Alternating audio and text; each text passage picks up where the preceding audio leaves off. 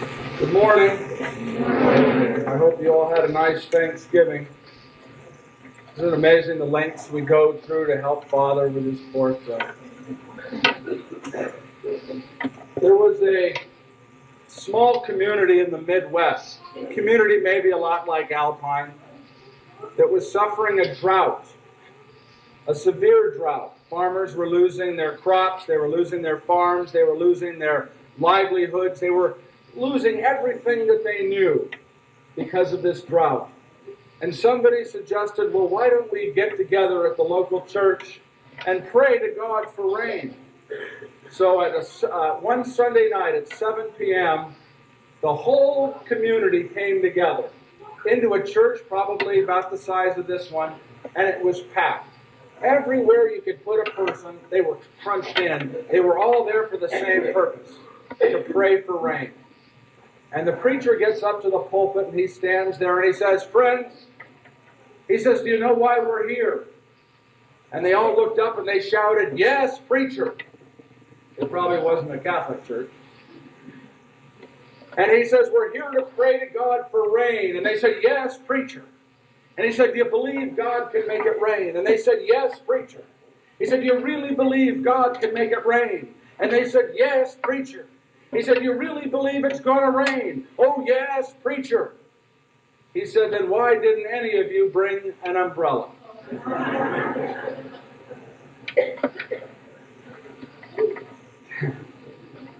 Today, we commemorate, we remember a feast day in our church. It's the feast of Christ the King. Christ the King. Do we in our lives believe that Christ is King? Is Christ King of our lives? Do you believe Christ is King?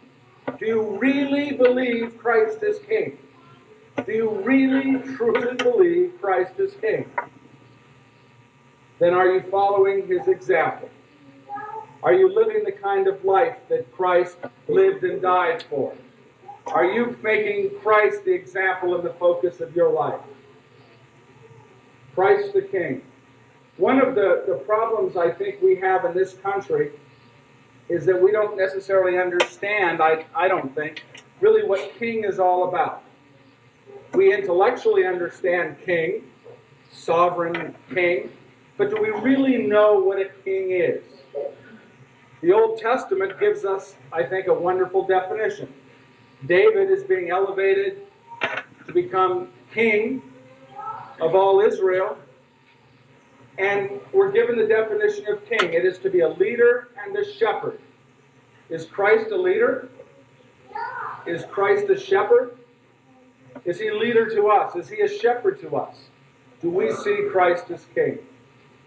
One of the problems, I think, in this country is that from our very foundation, we have been fighting against kings. When the Pilgrims landed here, what were they running away from?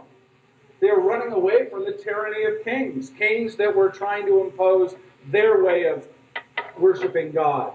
And the Pilgrims came and they said, we want to worship God in our own way. We don't want to listen to the king. We fought an entire war. The Revolutionary War was fought against a king, to get away from kings and that tyranny, that oppression that kings can put on people. We fought against kings. One of the battle cries of the Revolutionary War, and I might have said this once before, it was cried out by those men fighting in the Revolutionary War. As they ran onto the field, they would shout, no king but King Jesus.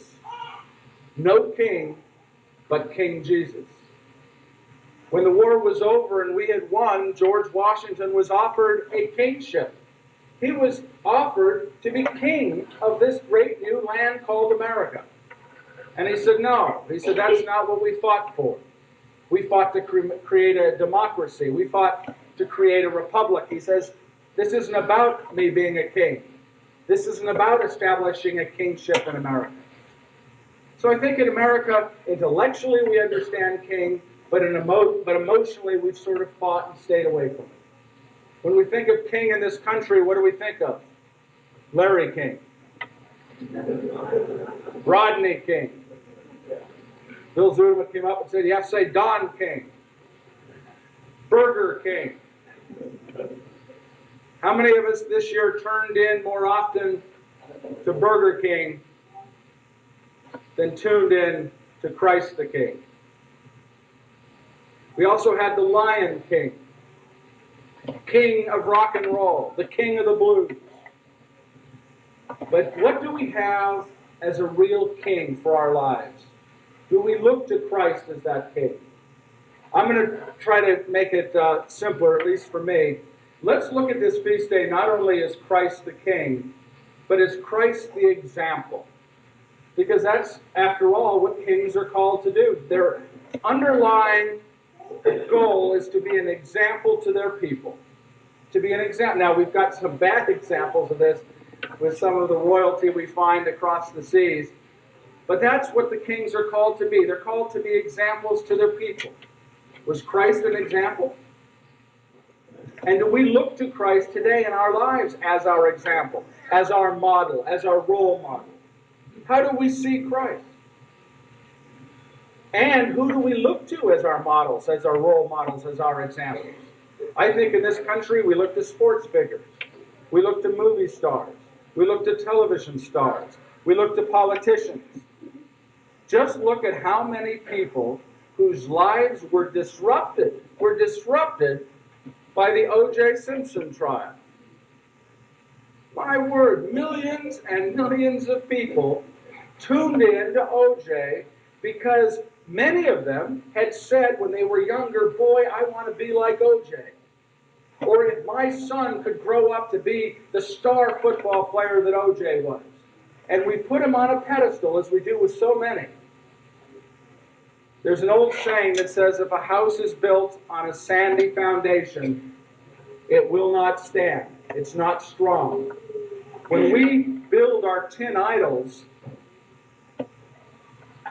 out of people, when we create tin idols out of people who really don't have the integrity, who don't have the foundation, should we be so shocked when they fall off? Look at how many people were shocked, regardless of guilt or innocence. Just the fact that their idol was tarnished. Are the O.J. Simpsons, are the sports figures, are the politicians the types of people we really should be looking to as models for our lives? Or is someone like Christ the type of person we really should be looking to? I was friends, very good friends, with a fellow by the name of Freddie Prinz. Some of you might remember him. My wife said I shouldn't talk about him because it was 20 years ago, and anyone that remembers him is probably dead. But that's my wife. She points out that was over 20 years ago. But Freddie was a stand-up comic turned actor who starred in his own TV series called Chico and the Man. Some of you might remember it. It's not my job, man, he said. He'd say he was Hungarican because his dad was Hungarian, his mother was Puerto Rican. Well, if you look real close in about 5 or 6 episodes, you'll see me. I was thinner then. We were very good friends. And I used to sit in his office and I'd see the fan mail that he'd received. I'm talking thousands and thousands and thousands of letters that would pour in. Freddie, we love you. Freddie, I want to grow up to be like you. Freddie, I want to do what you do. Freddie, you're my hero. Freddie, Freddie, Freddie. I love you, I love you, I love you. Well, on January 29th, 1977, Freddie Prinz, while being strung out on drugs, took a pistol, put it to his head, and pulled the trigger. He died. And the saddest part of the whole story is that within a week after his death, the newspapers ran articles about 5 or 6 kids that I remember reading about, high school age kids, that killed themselves and left a note saying, I want to be buried next to Freddie. I want to be buried next to Freddie. What kind of examples are you looking at in your life? Are you focusing on the movie stars, the sports stars, the politicians, these people that our world today, the secular society, makes heroes? Or are you focusing on Christ? Are you making Christ king of your life? Christ the example. In today's gospel reading, we see some wonderful examples of Christ. Wonderful examples. The first and foremost is just the mere fact that he's on the cross. Do you believe that Christ is God? In your hearts, do you believe Christ is God? Well, then picture God on the cross. God is there for no other reason. He allowed himself to be put on the cross for no other reason but the simple fact that he loves you. That he loves you. I don't see O.J. doing what he did or Freddie Prinze doing what they did for you. I don't see other sports stars, I don't see other movie stars giving of their life really for you. And here we have a wonderful example of someone that gave their life for you. What better model can we have? And then we have the other examples, the thieves on either side of Jesus. Remember, the thief on the left started to ridicule Jesus. Hey, if you're king, if you're really king, then get yourself down from here. Call the angels from heaven and have them take you off the cross and take us with you while you're at it. Come on, if you're really king, you do that. After all, who were the first people to call Jesus king? Who were the first people to call? Jesus never called himself king. Jesus wasn't born into this world a king. He was born the son of a carpenter. The people that called him king were those that were mocking him, that were jeering, that were ridiculing him. When they put that sign over his head that said, Jesus Christ, King of the Jews, that wasn't out of respect. That was to make fun of him. When they put a crown on his head, a crown of thorns, and the purple robe, and had him walk around, they laughed at him. They poked fun at him. They ridiculed him. They blasphemed him. Are we doing any different? Are we any better when we come to church and say, Christ is our King, and then go out into the real world and not follow his example, and not learn from the examples he gave us through Scripture? Are we any different than those that hammered that sign on his head? The thief on the left made fun of Jesus. The thief on the right turns, and what does that thief say? That thief, a man who had been a thief for all we know for his entire life, turned to the other thief and said, "How dare you?" He said, "You keep your mouth closed. Don't you know who that is? Don't you know that that's God? Don't you know that? You and I deserve to be up here. You and I committed crimes. You and I have been found guilty. We've been sentenced. We've been committed to death. This man, Jesus, has done nothing wrong. How dare you make fun of him? How dare you make fun of him?" That to me is an example of somebody who literally is at the end of their life, who came to Jesus and who said, "Hey, I've been bad, I've been rotten, I've lived the wrong kind of life. But Jesus, I want to be with you." Because what does he say? He says, "Jesus, please take me to your reign. Take me into your reign." Now, Jesus has two choices here, and this is the last example. Jesus can pick on the thief on the left, who made fun of him, who ridiculed him, who chastised him, or he can build up the thief on the right. And what did Jesus do? He elevated, built up the one on the right. And this is what Jesus did his entire life. And that's what I think we're called to do. How often in our families, when our kids do something wrong, do we yell at them and point out, "You did this wrong yesterday and the day before and the day before that. And by the way, you did these 100 other things wrong." As adults, we make a list sometimes, don't we? It's like a mental list. We've got everything our kids ever did wrong on that list. And every time they make a mistake, we throw it at them. Not just the one thing they did wrong, everything they did wrong since they were born. How many kids have experienced that out there? Some of you? Yeah. But see, kids, let me tell you something. You're no better. Because you're out there looking for your parents to do something wrong. And when you catch your parents do something wrong, boy, oh boy, do you point it out to them, don't you? You say, Mom, you told me not to do that. Why do you get to do it? Mommy, why did you do that? And then you have your list. And you point out everything your mother and father did wrong. Dad, you did this wrong 6 weeks ago. I watched it. What's Jesus showing us in today's gospel? Jesus is showing us that it is not picking on the other person that's important and lowering the self-esteem. It's building up and raising the dignity of people. It's raising each other up. What did Jesus do to the woman at the well? He didn't pick on her for all of her transgressions. He built her up, didn't he?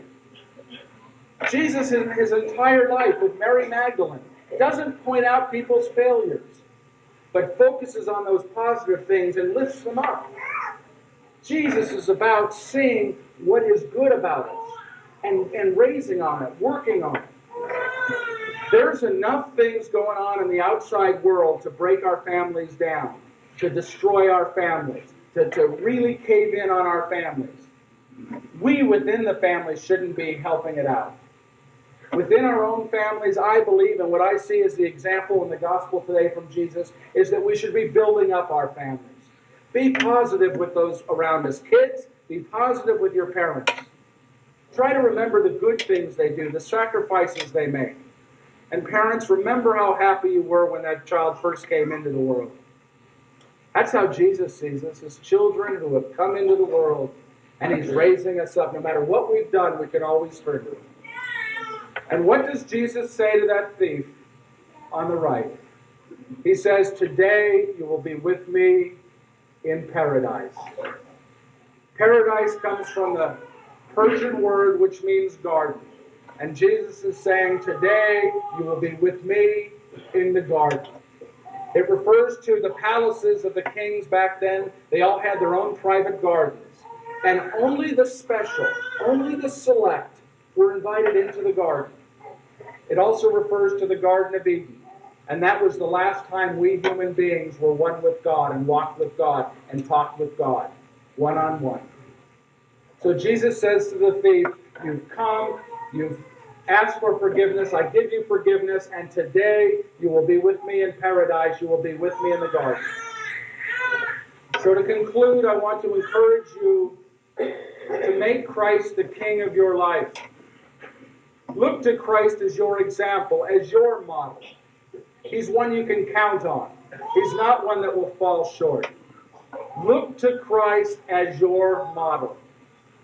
If you do, if I do, then there will be a time when Jesus will come to us face to face, one-on-one, and say, today you will be with me in paradise.